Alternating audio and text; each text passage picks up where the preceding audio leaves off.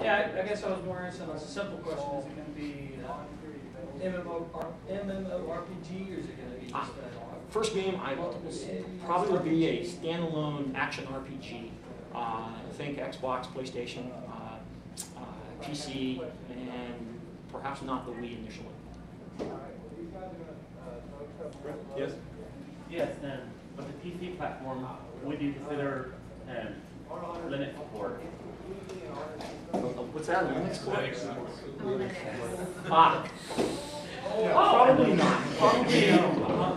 Probably not initially. Probably, I would guess a Windows-based game.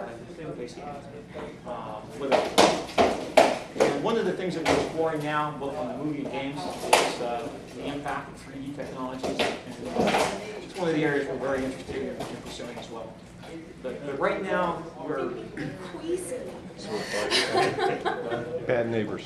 Well, let me set real expectations realistically. Right now, we began some initial design work, and we basically trenched on that, because right now we're still putting together the company. We've got some major discussions underway.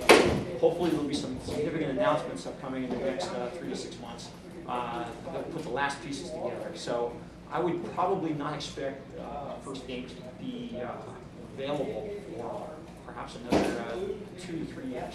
So we're talking about a long process. I would hope, though, that as early as 12 months from now, hopefully at this next year, we'll be able to show some initial art and unveil a lot more about the design directions than I can talk about right now.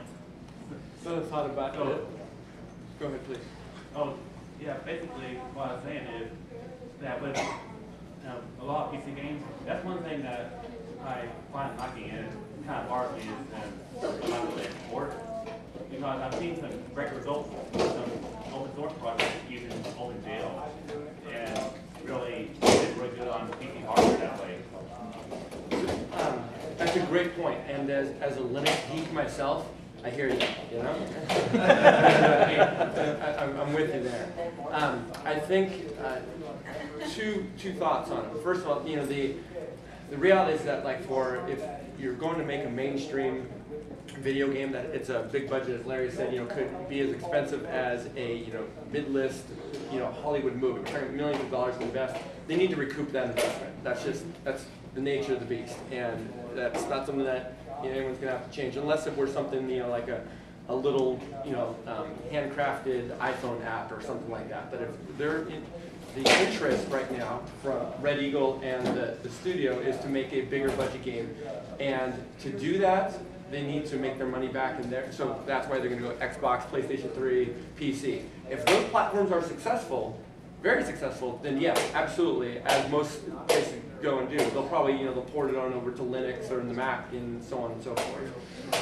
Another thing that hasn't really been talked about a lot today is that besides just the big action role-playing adventure initially, there is, I believe, a vision for other styles of games. Maybe the MMO that someone over here mentioned, perhaps eventually, and then other more casual games that maybe you just download on WiiWare or whatever, and or to your iPhone app. So there's a whole wide range of things that would be looked at.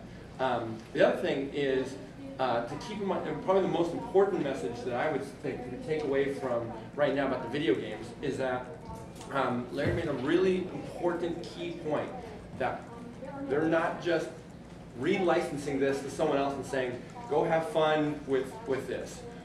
They went out and developed and found, and frankly, I had heard that at one point a couple months back that they were talking game studios. I'm like, oh God, who are they going to find? And then when they found Obsidian, it's like, really? Like the Obsidian? Like Obsidian makes some really good RPGs. You guys I was overjoyed. Yeah, I mean, have any of you guys played Neverwinter Nights or Knights of the Old Republic?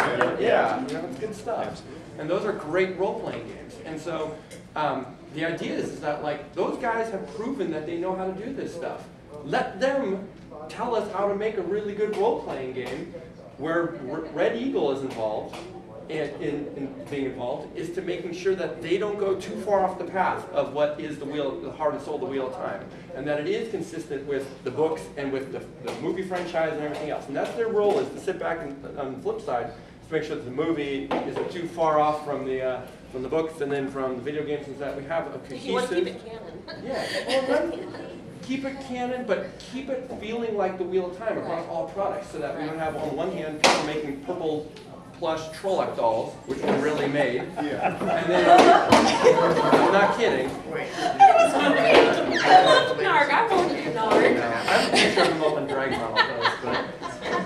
But the point is that, going out and finding people you can trust to make a quality product, while being involved to a point where you're a guiding hand, keeping things in line from both a business perspective and maintaining the integrity of the franchise. Because we all know that keeping the franchise healthy, keeping the fans happy or whatever, gives you opportunity to continue to make products, and that makes the business people, the bean counters, happy, right?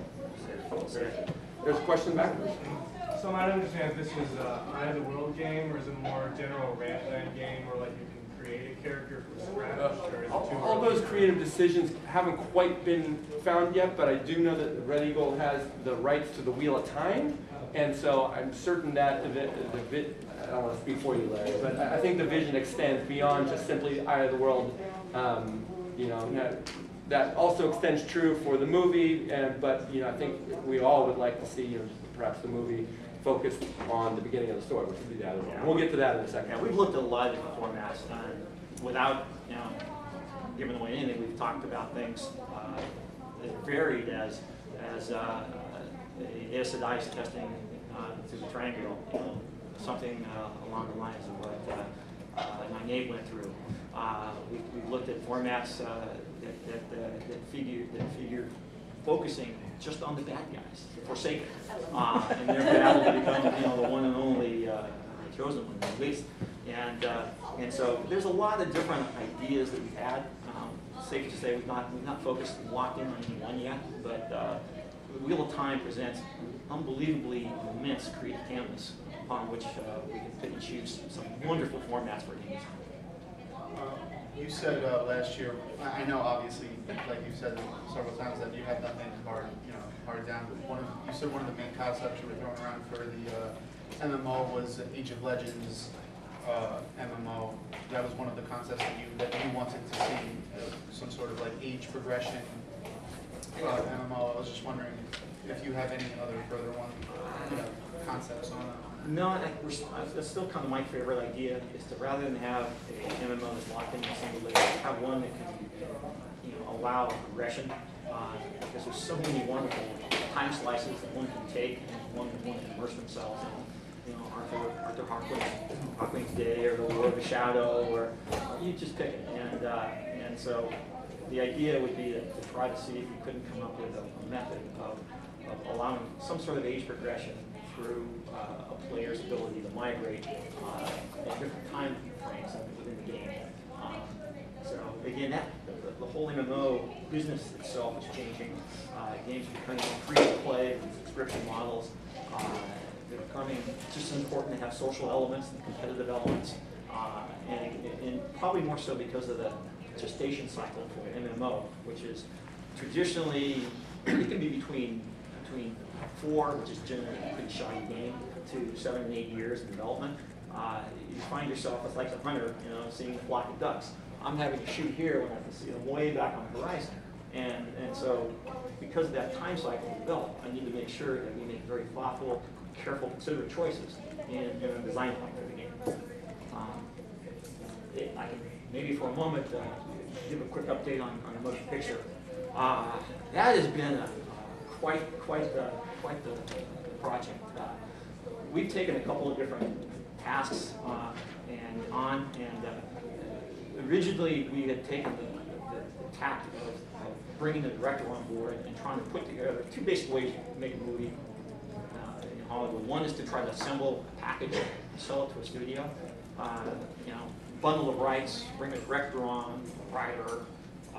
And for this project, we thought we needed to have a visual interpretation of the Wheel of Time world to present to a studio. So we brought the production designer on, a concept artist, and we brought an excellent director on who had done one of the highest grossing fantasy films at the time, maybe the highest grossing fantasy film of all time. And we began discussions with Warner Brothers, and a lot of business interests that the director and the studio had began to surface that we became concerned would not make the Wheel of Time the front burner project. There was another major franchise installment. The director was being tagged film, and he had some other pet projects. And the Wheel of Time was kind of in a bundle, in my view, the jewel among a lot of lumps of coal. And it wasn't getting the care and attention that it really deserved. And probably the most difficult decision that any producer would have to make. A couple of years ago, we basically decided that this wasn't going to work out for us.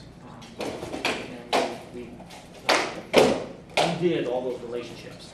And then we were back, my partner and I, Rick Silvich, back on the street, you know, a set of rights in hand, but without a home. We were very fortunate that the light saw fit to kind of show us a new direction, and we got into some discussions with executives at Universal Pictures, and wonderful. The executive knows the Wheel of Time. He's read the books. He's a big fan. Unlike the people we're talking to at Warner Brothers, the other studio, shouldn't have named whose initials are WB. The executive at Universal Pictures really was a fan of the series, and you could tell with the passion that he spoke when he talked. That took us into, and it seems like this all happened fast. I'm, believe it or not, my character is I'm an impatient guy, a very impatient guy. And it's just been eating me up how long all these things take. Why can't this thing be done yesterday? And so I think it's good to know, I mean, how long did it take before even Lord of the Rings was optioned? You know, well, they've been working on that for a decade or more to try and get well, initially, I mean, the thing was, Tolkien looked at a lot of scripts in his lifetime, thought they were all horrible, and never thought the materials fit. In '67, he came into circumstances where he really needed the money, and so he entered into an agreement, I think it was MGM, this was UA, United Artists, to license his franchise for film development. 10 years later, nothing had happened. The rights kind of reverted back and fell into the hands of a gentleman named Saul Sons, who then licensed them for a couple of animation projects, much to everybody's regret. They were absolute disasters. And it wasn't until, I think, '97 where they fell into Peter Jackson's hands. Jackson had worked, I think, about full 8 years trying to push that project. to get the rights and then to develop the project. So it is to do a top, and we're not talking about a, you know, $50 million direct-to-video project. We're talking about a, you know, $100 to $150 million, probably more in the final analysis, you know, theatrical release that would be of you know, the highest quality possible. And so our discussions with Universal. Someone has to take over Harry Potter when that goes away. Somebody does. And so, you know, it took about, up to a year to get the agreement in place with Universal, and then unfortunately, they decided they didn't like the writers that we had brought on board, or the production designers, so we ended up having to unnegotiate deals we had done, which involves checks being written and dealing with agents and managers and lawyers, and every step of the way you've got your agents, managers, and lawyers, and I'm sure Brandon will tell you about what he deals with on the literary side. And it just takes forever. So we untied all these knots. The studio ended up writing some checks out. We ended up taking some financial hits. But we ended up with a clean slate that allowed the project to be started afresh at Universal. Then we ended up with a disaster event last year. The studio changes hands. As you know, General Electric sells out its interest to Comcast and buys in. It caused an unbelievable trickle down of where's all the dollars being spent, and why are all these disastrous films being released by the studio, who had a horrible year last year. And ended up, all kinds of projects got cut. And to our credit, with the Time Project, you know, we were one of the big projects that didn't get cut. It's still there, and they are big believers in it. It's a perfect home. Not only do they really know the Wheel of Time, but they really need big franchise. You know, they